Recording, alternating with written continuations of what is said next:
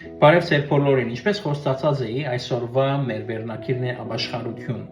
ինչպես բացատրել ապաշխարությունը երկու վայրկյանվա մեջ, շատ դժվար է, բայց պիտի փորձեմ անել։ Ապաշխարությունը դարիներու ընթացքին գարկ մի եկեղեցիներ բաժնեցին կամ բացատրեցին ինչպես որ իրենք գուզեն եւ ինչպես որ իրենք կտեսնեն ճշմարտությունը։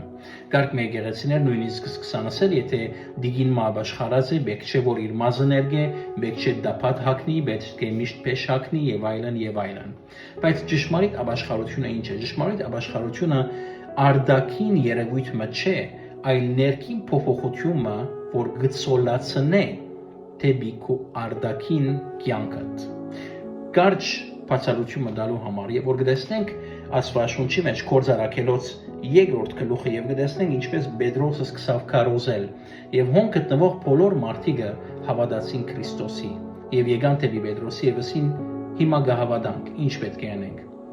Պետրոս եւ աշակերտները իրենց ասին երկու բան ապաշխարեցեք եւ մգրտվեցեք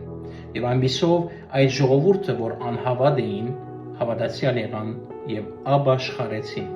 Ապաշխարել բառը գրնալը դառնում մարդուց կվախցնե, բայց ճշմարտության մեջ ապաշխարել կնշանակե ընդունել, որ Հիսուս ազգորդի է, ընդունել, որ ինքը ծնավ գույս մայրամ է,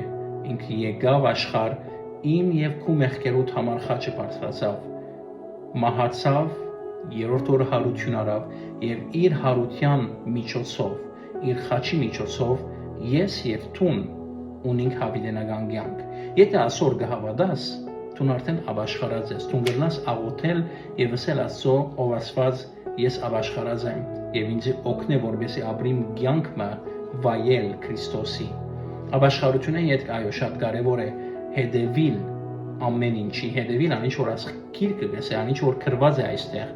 Չեն կնար ապաշխարել եւ բարձրապես ճագերդի մեջ ասենք մենք ապաշխարած ենք, բայց մեր կյանքը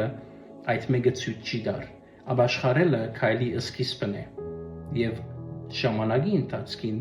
ապաշխարած լալու հետ միասին պետք է որ մեր կյանքը ավելի մոտենա Քրիստոսի։ Չենք կարող սպասել որ գադարյալ ըլլանք ապաշխարելու համար, ընդհակառակը